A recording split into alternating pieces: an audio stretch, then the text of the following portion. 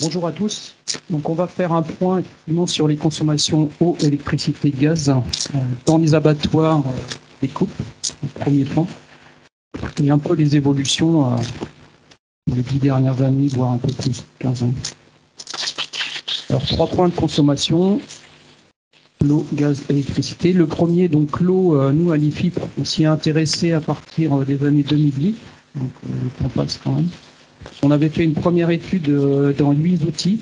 Là, je raisonne par port abattu. En moyenne, on était à 355 litres d'eau nécessaire par port abattu. Et déjà à l'époque, en 2008, des écarts très importants, entre 255 et 569 litres par port abattu. Donc cette eau est répartie entre l'eau chaude sanitaire. Si on prend la moyenne des 8 outils, c'est un gros poste, parce que c'est presque un tiers en moyenne sur les outils. La boyonnerie, presque 100 litres également par port à l'époque. Lavage eau surpressée, eau froide, 62 litres. Les bétaillères autour de 40 litres. L'eau froide des tours aéro-réfrigérantes, donc 26 litres. En porcherie. Et puis la station de traitement, plutôt un peu. Donc des gros écarts entre les abattoirs, on va dire les meilleurs, sur cette consommation d'eau et les moins bons. Donc ça c'était un bilan donc en 2008, un bilan en 2018. Alors en 2018, on a refait l'exercice mais sur des abattoirs de moyenne cadence, entre 200 et 400 à l'heure.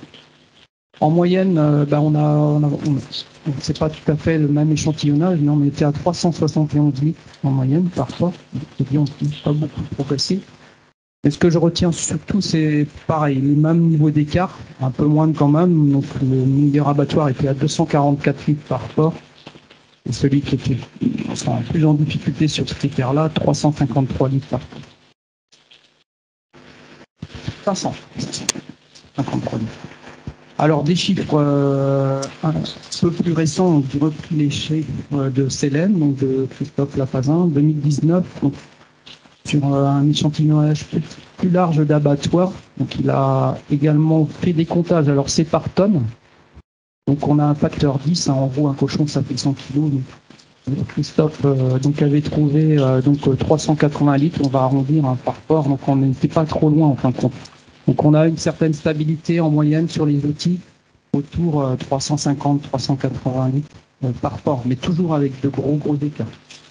Donc j'en profite juste pour montrer par rapport aux autres espèces. Donc en bovin, on était à 620 litres dans ces abattoirs spécialisés plutôt bovins, et en ovin caprin, pas loin de 500 litres.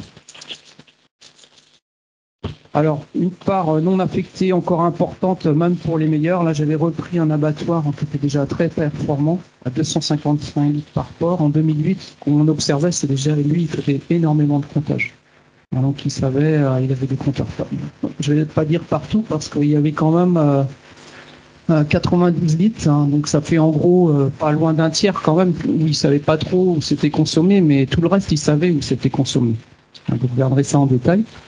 Un autre outil qui était plus dans la moyenne, il faisait des mesures sur des gros postes où il y avait aussi de l'énergie, comme l'eau chaude, là, 168 litres.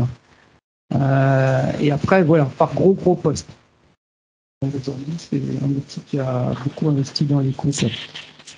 Alors, des données qui vont sortir dans les BAT au niveau de la communauté européenne. En 2021-2022, on attend ce rapport. Donc, ça commence un petit peu, il y a quelques données qui sortent.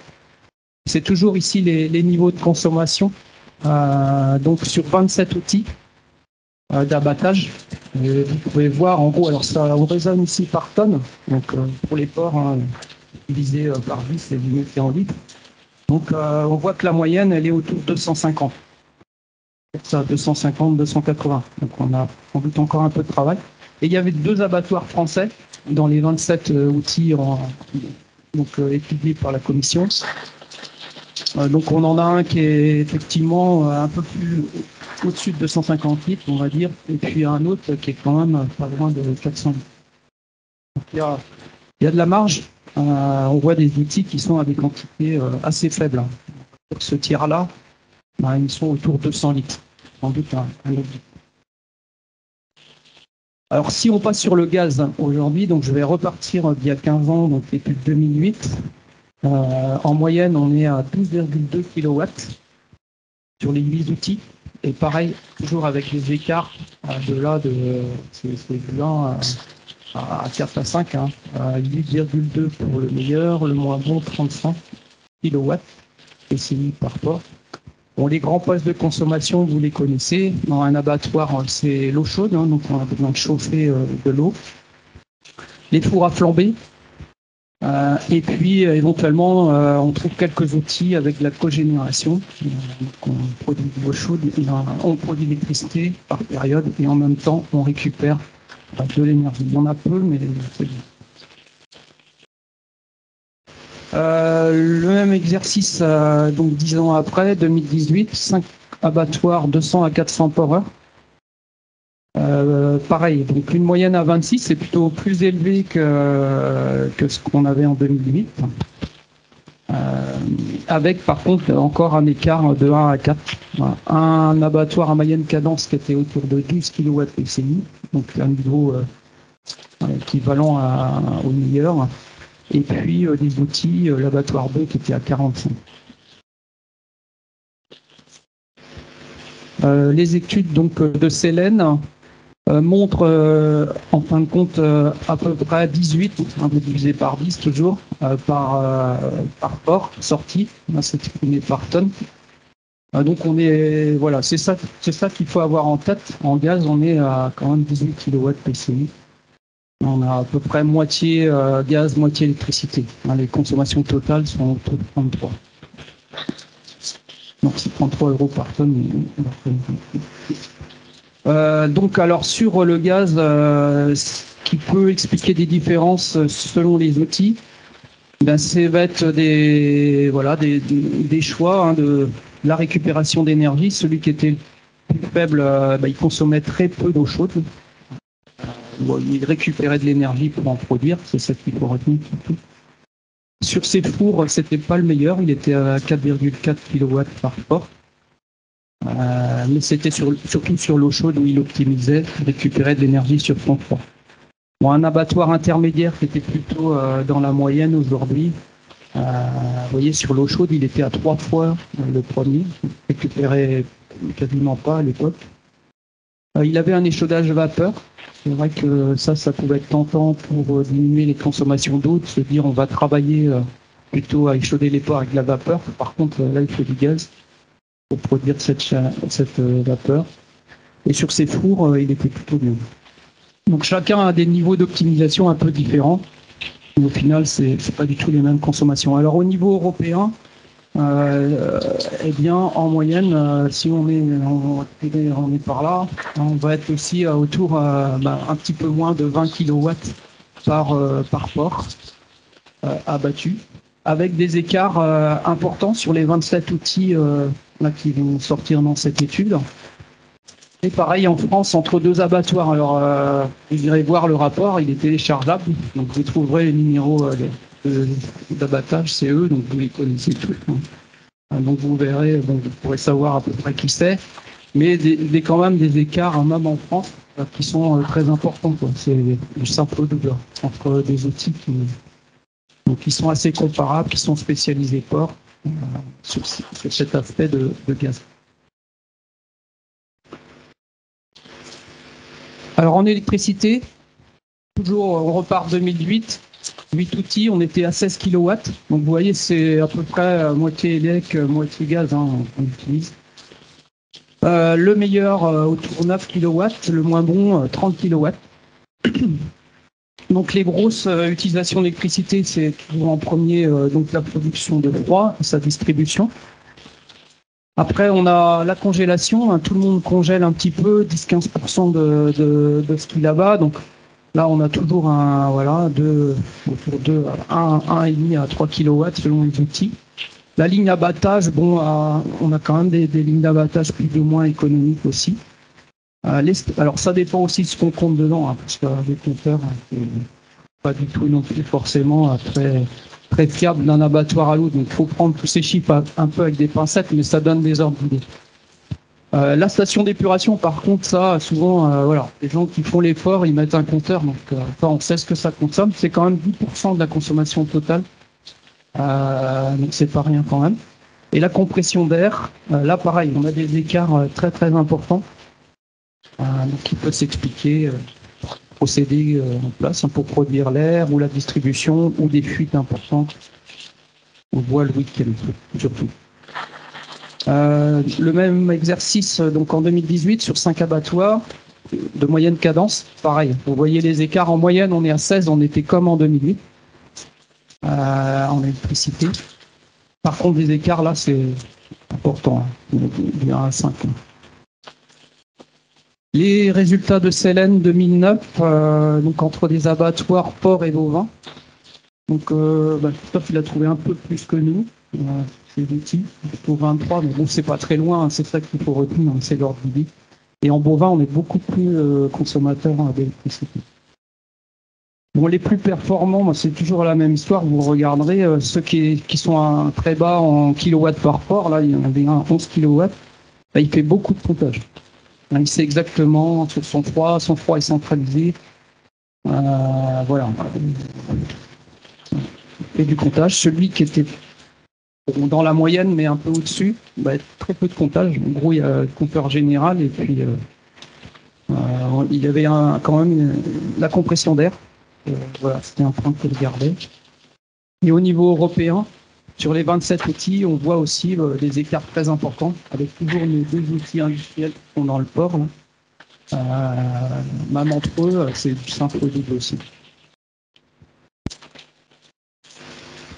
Donc les avancées à date, ce qu'on a vu quand même en 10-15 ans, c'est plus de comptage, c'est ça que je retiens. La réutilisation de l'eau se développe progressivement dans 40% des abattoirs en 2019. C'est cité dans le rapport Célène. Donc c'est du recyclage d'eau pour lavage bétaillère, stabulation, station d'épuration. Bon, il y a eu quand même un gros boulot quand même de rénovation, d'investissement aidé, faut être clair aussi. En les priorisant sur les gros postes de consommation, surtout le froid. Je pense qu'il y a des outils qui ont gagné 30 à 50% sur les 15 dernières années en consommation d'élec ou via la récupération. Bon, il y a encore du potentiel, sûrement, avec des innovations quand on voit un peu les écarts entre les outils, avec sans doute des innovations de rupture pour substituer de l'énergie non renouvelable aujourd'hui. C'est vrai que les gaz, tout le monde est passé comme on l'a vu, mais voilà, il faut peut-être penser à la biomasse, le solaire, d'autres solutions. Voilà, je pense en avoir fini sur le bilan abattoir. Il y a des questions. Merci Patrick. Merci. Il y a une question, effectivement, dans le chat de Esther Legrand. Avons-nous une explication pour cette augmentation de consommation de gaz entre 2008 et 2018 ? Est-ce qu'il y a une évolution dans les équipements qui peut expliquer cette évolution ou non ? Je pense que l'évolution est pas très très importante. Après, c'est vrai que c'est assez confortable de travailler avec de l'eau chaude aussi dans des outils. Donc on a tendance à en utiliser plus qu'avant pour nettoyer, on est plus efficace, etc. Donc on s'est peut-être pas posé cette question. On a mis un peu plus d'eau chaude, automatiquement un peu plus de gaz, même si par ailleurs c'était optimisé. Voilà. On a consommé un tout petit peu plus quand même. Les doubles flambages, donc, qui se seraient installés. Alors, on a eu les doubles flambages, c'est vrai, pour donc des raisons de contamination de surface qui se sont développées entre-temps. Donc, on a peut-être des choses qu'on va pouvoir discuter dans la journée à repenser. Absolument, on va aborder ces sujets-là. Une question à Monsieur Pascal Levasseur. Monsieur Pascal Levasseur, pardon. Patrick, merci pour ton intervention. Donc, j'avais juste une question de compréhension. Tu as donné des références de consommation d'électricité d'une part, de gaz naturel d'autre part, et puis en mettant donc la moyenne, les moins bons et les meilleurs. Est-ce que du coup, en fait, par exemple, il y en a un qui était donc le moins bon en électricité à 29 kW par port abattu. Est-ce que du coup, cette surconsommation par rapport à la moyenne n'est pas due en fait à tout simplement, il a plus d'outils donc fonctionnant à l'électricité et il pourrait être meilleur sur la partie gaz? Parce que ça n'apparaît pas en fait dans les Ça n'apparaît pas, c'est souvent la difficulté de ces enquêtes-là. Donc ils ne vont pas tous tout à fait dans le même niveau dans le process, quoi. On peut penser que certains vont un petit peu plus loin dans le process, qui fait qu'automatiquement ils consomment un peu plus d'électricité. Ça, c'est assez difficile à mesurer. Parce qu'il n'y a pas vraiment de compteur. S'il y en a un, par exemple, qui a une grosse congèle, effectivement, on a le tonnage, donc on ramène au tonnage, on essaye un petit peu de corriger, mais souvent il ne va pas me donner le stock qu'il a dans sa congèle, vraiment la quantité précise qu'il congèle. Donc ça joue, je pense, à 10-20%, ça peut jouer. Ça peut expliquer ces écarts-là aussi. Le niveau d'élaboration dans le process. Alors, quelqu'un qui découpe le cochon juste en 4 pièces principales, il est abattoir découpe, mais lui, il a beaucoup moins de froid, il a moins de sale par rapport à un autre industriel, lui qui va aller jusqu'à du décoiné, des ossés, toute la vente en caissette, avec des surfaces de frigo beaucoup plus importantes. Donc ça, il faut l'intégrer aussi, c'est des données globales. Là, il faut vraiment rentrer dans les outils pour aller faire de la compta ANA en fonction de ce qu'il fait vraiment dans son métier.